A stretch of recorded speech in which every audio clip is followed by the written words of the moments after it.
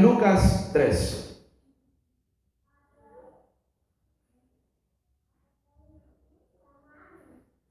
Lucas 3 dice: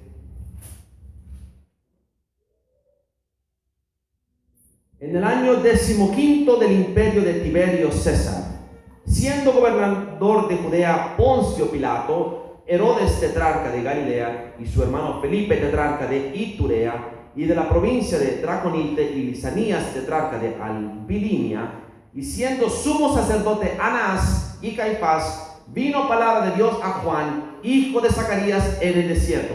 De repente, los sacerdotes ahora son Anás y Caifás, y Juan, el hijo de Zacarías, el sacerdote, no está en el templo, está en el desierto, predicando, porque la palabra de Dios le vino a él en el desierto, no en el templo. Por eso entiendes que los escribas y fariseos y sacerdotes iban al desierto a ser bautizados por Juan, porque dice supuestamente la historia que Juan el Bautista entendió que el Espíritu Santo le decía: no vas a ser parte de estos, vas a ser parte de ellos. Y fue al desierto, a las cuevas de Qumran, y ahí empezó a leer el sacerdocio de justicia, y él sabía que vendría un rey de justicia que tendría que morir por causa de la justicia, para cumplir con toda justicia, para que la humanidad fuera justificada por medio de su justicia. Y entonces ellos entendían que el Yahweh o el Dios Jehová era Melech Shalom o Melech Zadok, el Melquisedec. Era sinónimo, era Jesús. Sabían que Melquisedec, el título de rey de justicia, era exclusivo para Jesucristo. No sabían que se iba a llamar Jesús, no sabían el nombre, solo sabían el título. Interesante, ¿no? Porque te dicen que Jesús se llamaba Yeshua HaMashiach, te dicen que se llamaba Emanuel y dicen que se llama Jesús. Al final los tres son uno mismo. Pero Juan el Bautista y los sacerdotes sadoquitas, que habían sido expulsados después de la muerte de Eleazar y se llevaron los textos sagrados a las cuevas de Qumran, sabían que aunque no sabían su nombre, se llamaría Consejero, Príncipe de Paz, ¿se acuerdan? Padre Eterno, y que también se llamaría Rey de Justicia. Esa era la llave para identificarlo. No sabían quién era, no sabían cómo era, no sabían si tenía pelo largo, pelo corto, ojos azules, solo sabían que sería un rey de justicia. Y eso es lo que lo definía. Por eso Juan el Bautista, cuando empieza a escuchar los milagros que Jesús estaba haciendo, se acuerda de Isaías 61, cuando decía que él iba a dar libertad a los cautivos y que iba a pregonar la justicia y que el evangelio del evangelio iba a ser predicado a los pobres. ¿Están entendiendo ya?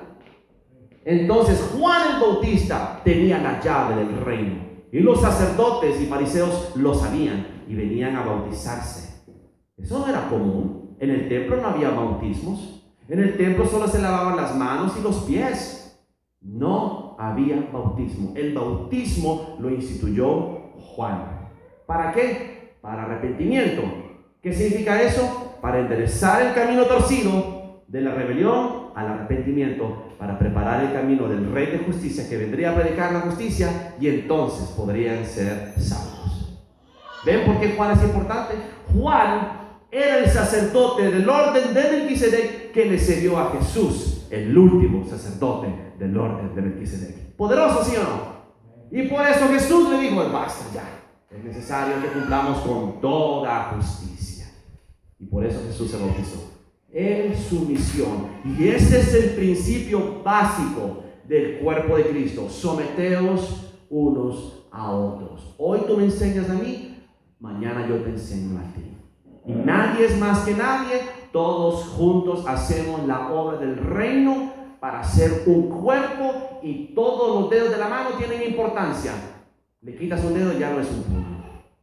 Y el verdadero cuerpo de Cristo se identifica porque pone el cuerpo antes que el miembro. Pero cuando tú te encuentras una persona en el cuerpo de Cristo que se pone el primero, ese no es el cuerpo de Cristo.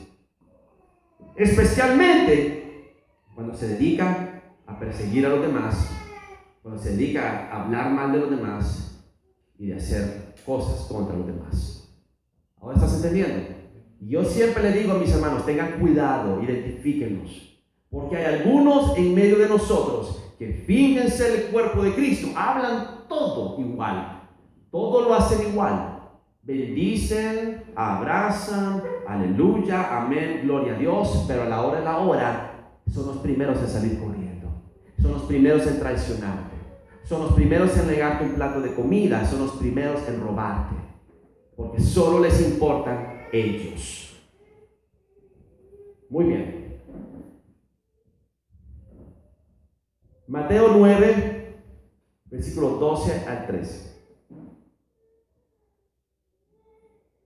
Al oír esto, Jesús les dijo: los que son sanos no tienen necesidad de médico, sino los enfermos solamente. Id pues y aprended lo que significa misericordia quiero y no sacrificio, porque no he venido a llamar a los justos, sino a los pecadores al arrepentimiento.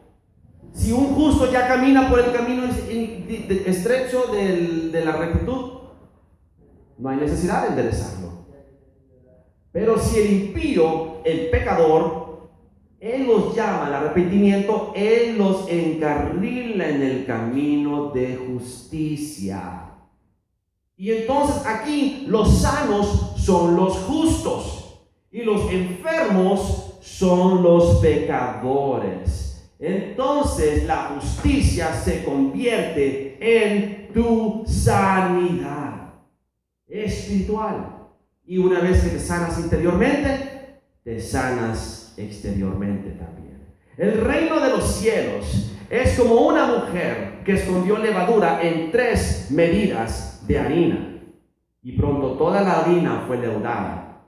Ese es el versículo que yo uso para enseñarle a la gente a perdonar, porque los que guardan rencor, amargura, resentimiento, es levadura que contamina tu alma, tu mente, tus pensamientos, tus sentimientos, y después pasa al espíritu, que es tu fuente de vida, tu verdadera esencia de existencia, y se manifiesta en tu carne como cáncer, diabetes, todas estas cosas que hoy en día la humanidad sufre, solo porque no quieren perdonar, solo porque guardan rencor, porque no quieren cumplir con la justicia de Dios. Entonces, no cumples con tu justicia. La justicia es la palabra, es la verdad, es medicina para todo mi cuerpo, dice el Salmo. Por eso tienes que entender las paralelas. Y siempre digo yo, las paralelas no son para cualquier lelo. Hay que leerlas y estudiarlas hasta sacar la definición y las, como que dice, sinónimos. Si la palabra es la vida, si la vida es la justicia, porque son las sendas de vida, y la justicia es medicina, los justos son los que están sanos, está sencillo, ¿no? ¿Quieres ser sano? Cumple la justicia. Haz la justicia. Perdona, ama, dale al que no tiene. Y entonces la justicia te protege. Más allá de lo que jamás vas a entender. Y los que te quieren matar no te pueden matar. Y tú de repente caminas en medio de los que te quieren asesinar y no te ven, porque Jesús te esconde de ellos. Y esa es la protección divina de Dios. Muy bien. Isaías 1:5 dice: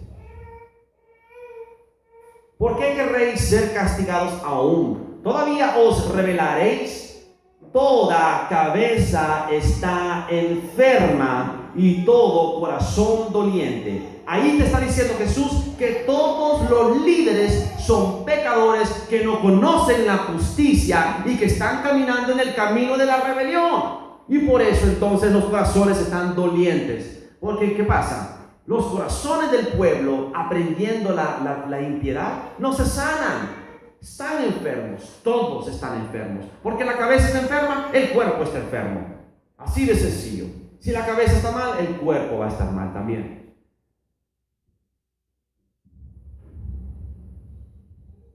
Oseas 7:7, mira eso. Todos ellos arden como un horno. Oseas 7:7. Y devoraron a sus jueces. ¿Qué significa eso? Mataron a los justos. Se hartaron, calumniaron, persiguieron a los justos. ¿Quiénes son los justos y los jueces? Los que establecían la justicia del pueblo.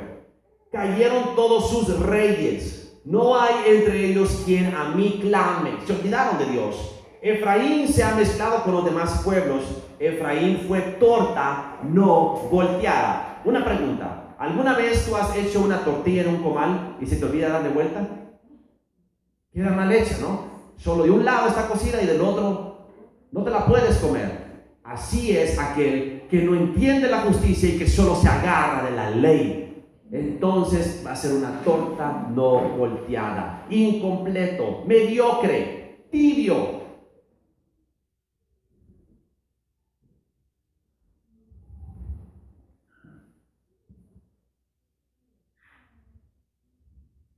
Eclesiastés 1:1, para demostrarte que Salomón era una persona sabia que quería restablecer el sacerdocio de justicia.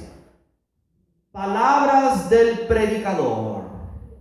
De inmediato, ¿te acuerdas que te dije que el pregonero de justicia tenía que ver con el orden Dabrao?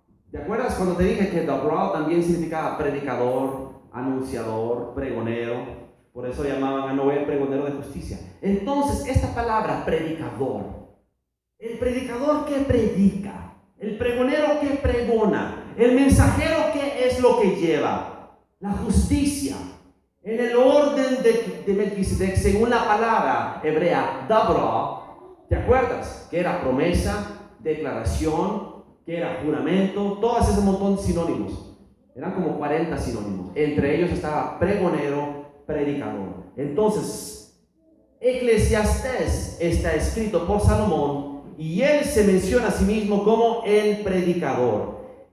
Se establece entonces como sacerdote de justicia, predicador. Y después dice, hijo de David, rey en Jerusalén. Se establece como rey. ¿Qué te estoy dando la clave?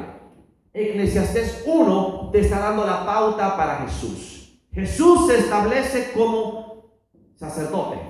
¿Quién lo establece como sacerdote? Juan el Bautista. Como sacerdote según el orden de Melquisedec. Pero falta el otro sacerdocio. Jesús necesita ir al templo y tomar el sumo sacerdocio para poder ejercer el sacerdocio más importante, que es el sacrificio. No puedes ofrecer sacrificio al menos que seas sacerdote. Por eso Salomón ofreció sacrificio cuando él dedicó el templo, porque él mismo era sacerdote de justicia. Ahora, mira lo que dice aquí. Eclesiastés 3:16. Vi más debajo del sol, en lugar del juicio hay impiedad, y en lugar de la justicia, iniquidad. Dije yo en mi corazón, al justo y al impío juzgará Dios, porque hay un tiempo para todo lo que se quiere y para todo lo que se hace. ¿Qué te está diciendo Salomón? En el mundo solo hay impiedad, en lugar de juicio no hay justicia. En lugar de justicia, ahí hay iniquidad, deseo de hacer maldad. Y entonces él hace una diferencia entre el justo y el impío, que son contrarios. Ahora vamos a avanzar.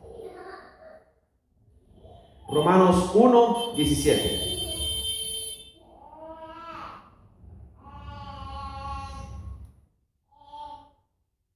Porque en el Evangelio, la justicia de Dios, que es la ley de Dios, que es el camino de Dios, que es la sabiduría de Dios, que es la verdad de Dios, se revela por fe, por medio del oír y de oír de la palabra de Dios, y para fe. ¿Qué significa por fe y para fe? Significa que se recibe de Dios para hacer la voluntad de Dios, con obras de justicia, con obras de la fe. No es con obras de la ley, es con obras de la fe, que hay una gran diferencia. Como está escrito, mas el justo por la fe vivirá. ¿Qué significa eso? Significa dos cosas. El justo vivirá por la ley y cumplirá la ley, y la ley lo mantendrá con vida en el día que venga lo que viene. Eso es lo que significa, ambas cosas. Proverbios 11:8. ¿Quieres motivación para ser justo? Aquí te va una. Proverbios 11:8. El justo es librado de la tribulación, pero ustedes quieren ser arrebatados. El justo es librado de la tribulación, mas el impío entrará en lugar de él. Proverbios 11, versículos 4 al 6. No aprovecharán las riquezas en el día de la ira, en el día de la venida de Cristo, que es la ira de Dios. Mas la justicia librará de la muerte. La justicia del perfecto enderezará su camino. Ahora entiendes que Job era perfecto porque era justo y cumplía con la justicia.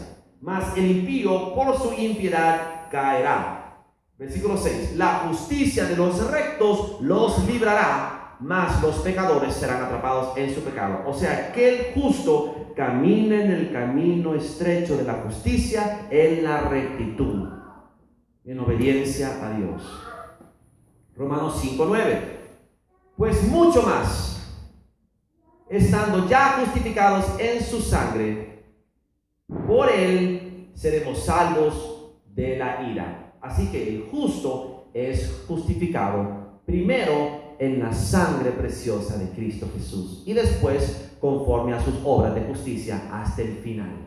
Porque dice después en Romanos 5:21, reine la gracia por la justicia.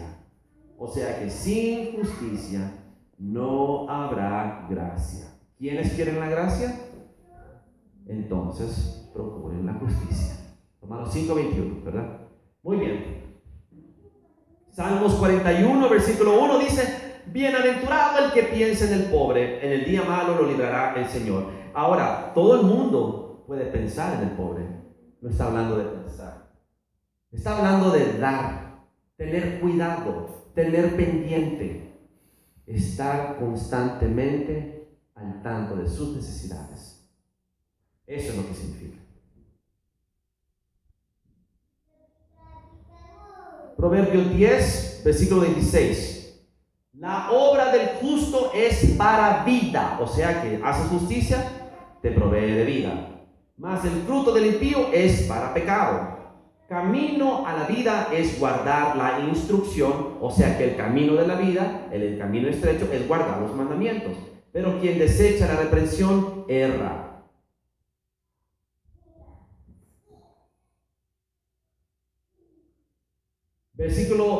Proverbios 12:21. Es que son un montón de proverbios. Deberías de leer proverbios, te lo recomiendo. Ninguna adversidad acontecerá al justo, mas los impíos serán colmados de males. A ti te pasan muchas cosas malas, eres un impío seguramente. Por eso te va tan mal, como tú le llamas mala suerte.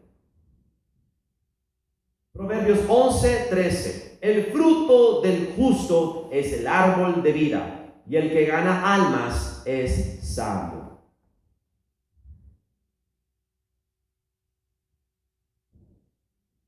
Muy bien.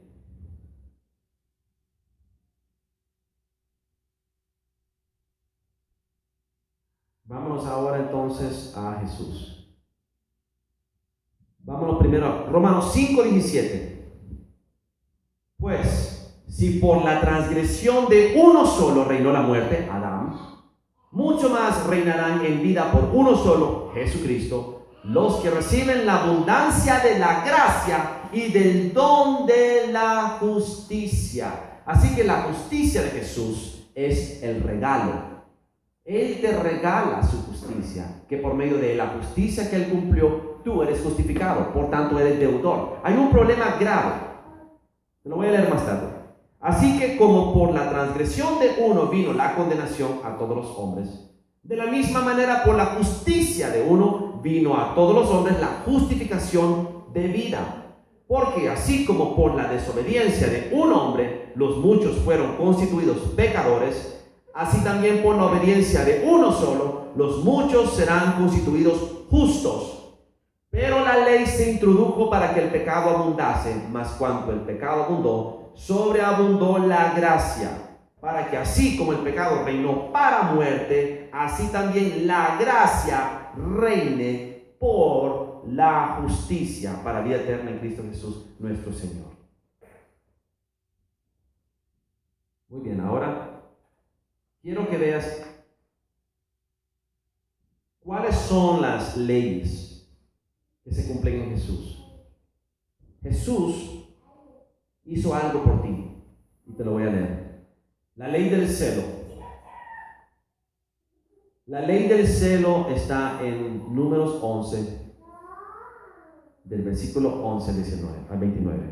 Mira esto. Números 11.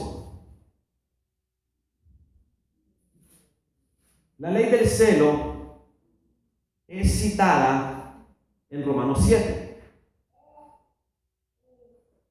Dice Números 11, versículo 11.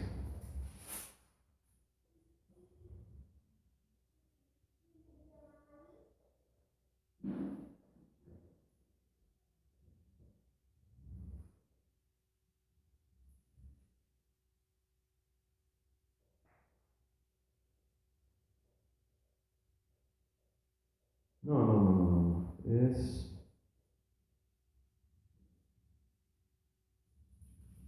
Apunté mal aquí.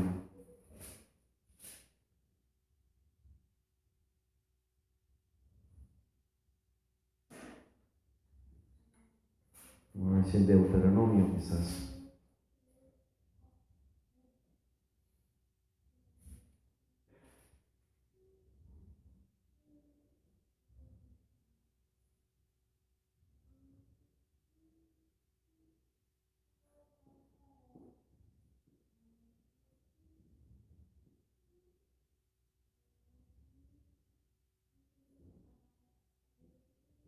Déjame ver si me encuentro ahorita.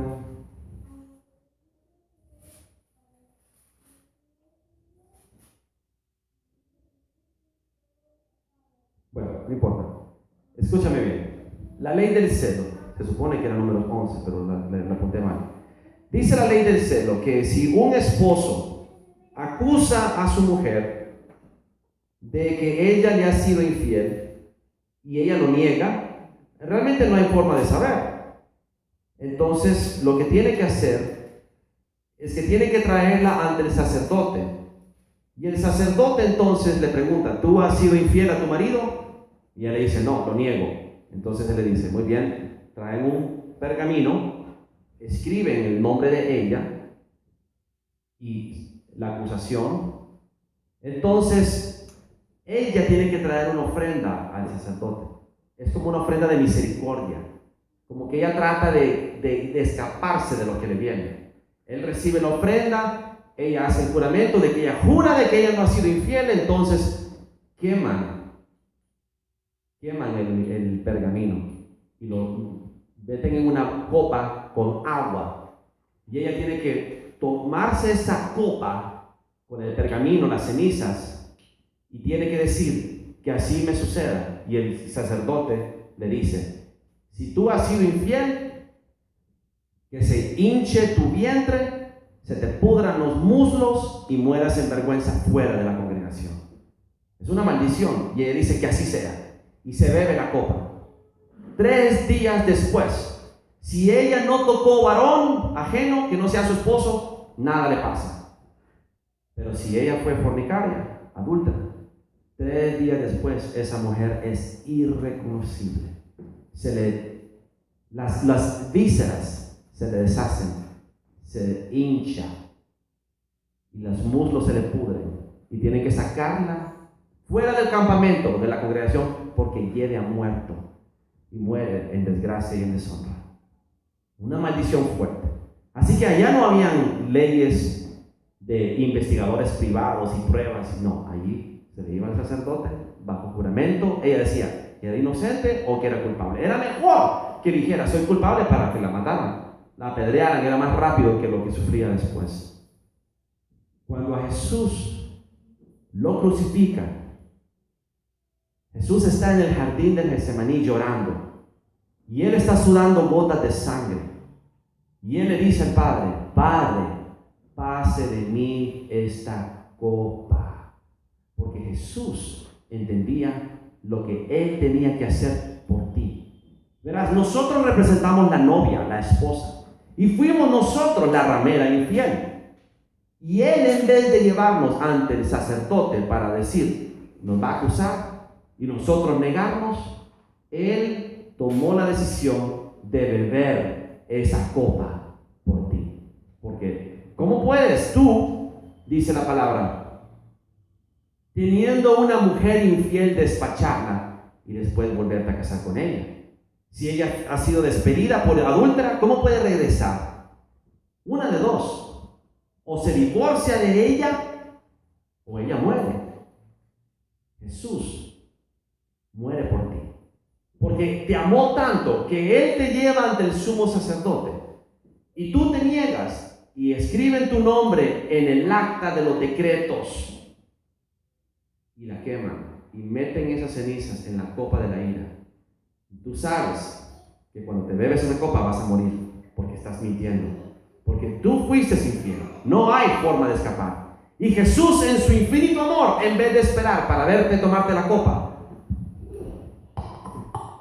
se la traga por ti y muere por ti.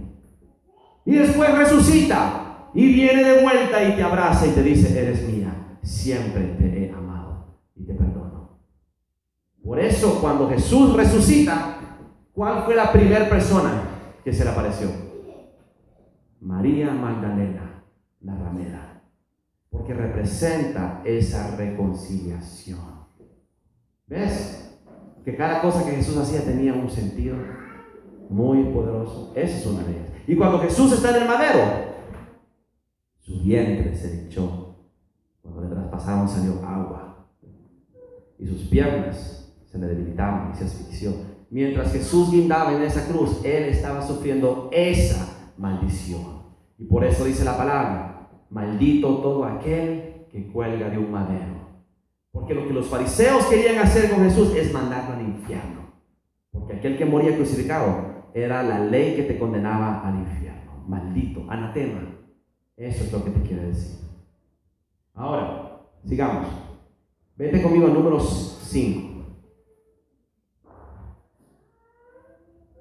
Perdón, vete conmigo a Romanos. Quiero mostrarte esa mención de esta ley. Pablo era un hombre muy sabio. Entonces, cuando Pablo habla en Romanos 7, él está mencionando esta ley para los que conocen la ley, pero no es para los indoctos. Por eso Pedro decía: Pablo habla de algunas cosas que los indoctos no entienden. ¿Por qué tenés que ser docto? ¿Acaso ignoráis, hermanos, pues hablo con los que conocen la ley, que la ley se enseñorea del hombre entre tanto que éste vivo? Porque la mujer casada está sujeta por la ley al marido mientras éste vive. Pero si el marido muere, ella queda libre de la ley del marido. El marido muere y él viene y se casa de nuevo contigo en el fin, la boda del Cordero. ¿Entiendes?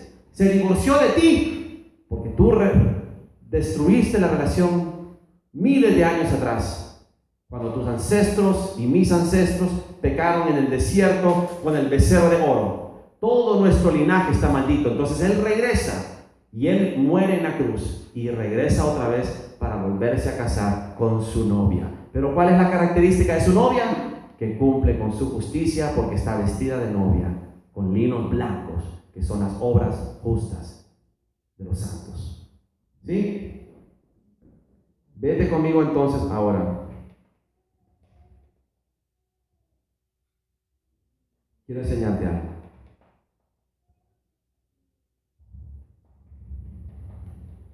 Éxodo 4. Aquí Abraham conoce a Jesús.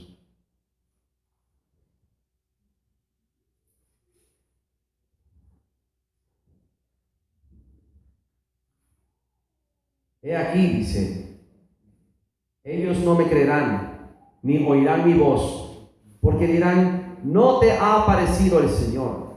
Y el Señor le dijo: ¿qué es eso que tienes en tu mano? Él respondió: una vara. Éxodo 3. Éxodo 3. Apacentando Moisés las ovejas de su suegro Jetro, sacerdote de Madián, llevó ovejas a través del desierto y llegó hasta Horeb, monte de Dios. Y se le apareció el ángel del Señor en una llama de fuego en medio de una zarza, y él miró y vio que la zarza ardía en fuego y la zarza no se consumía. Entonces Moisés dijo: iré yo ahora y veré esta gran visión. ¿Por qué causa la zarza no se quema? Viendo el Señor, él iba a ver. Lo llamó Dios en medio de la zarza y dijo: Moisés, Moisés. Y él respondió: heme aquí. Y le dijo: no te acerques, quita tu calzado de tus pies, porque el lugar en el que estás, tierra santa es. Y dijo: yo soy el Dios de tu padre, Dios de Abraham, Dios de Isaac, Dios de Jacob. Entonces Moisés cubrió su rostro, porque tuvo miedo de mirar a Dios. Dijo luego el Señor: bien he visto la aflicción de mi pueblo que está en Egipto, he oído su clamor a causa de sus exactores, pues he conocido sus angustias. Y entonces Dios le dice: vas a ir a rescatar a mi pueblo. Y le dice Moisés, versículo 13: he aquí que llego yo y le hablo a los hijos de Israel, y le digo: el Dios de vuestros padres me ha enviado. Y si ellos me preguntan cuál es su nombre, ¿qué les responderé? Y entonces Dios le respondió: yo soy el que soy. Y dijo: así dirás a los hijos de Israel: yo soy, me envió a vosotros. ¿Por qué? Porque Moisés fue criado por Faraón, pero cuando fue a donde Jethro, dice que Jethro era sacerdote de Madián. Así que la costumbre de los sacerdotes es que ellos eran estudiosos. Y Jethro sabía, y Moisés sabía, que los judíos tenían un código secreto, el nombre secreto de Dios. Y por eso le preguntan. Y cuando ellos le pregunten cómo se llama, ¿por qué le van a preguntar cómo se llama? Porque el nombre identifica al verdadero Dios. Y si tú sabes el verdadero nombre de Dios, es yo soy. Ahaya. O yo soy el que seré. Ejie asher ejie. Esa es la más interesante verdad que los judíos te quieren esconder. Pregúntale a un judío: ¿cómo se llama Dios? Adonai. No, ¿cómo se llama Dios? En serio. Jehová. ¿No se supone que se llama Ahaya? Y agacha la cabeza. En realidad se llama Ejie Asher Ejie. Ellos mismos saben que tú no eres digno del nombre sobre todo nombre, y ellos quieren arrebatártelo. Y cuando tú le expones, ellos no lo pueden negar. Porque si ellos mienten bajo el nombre, sobre todo nombre, ellos saben que se condenan. No pueden mentirte. Ponlo a prueba. ¿No se supone que se llama Ahaya? Ahaya. Solo eso, Ahaya, miren. Los indígenas de Estados Unidos, Ahaya y Yahweh, ¿no lo han oído cantar? Así cantan, porque ellos conocen el nombre de Dios. ¿Por qué? Se supone que son fenecios que cruzaron el mar y llegaron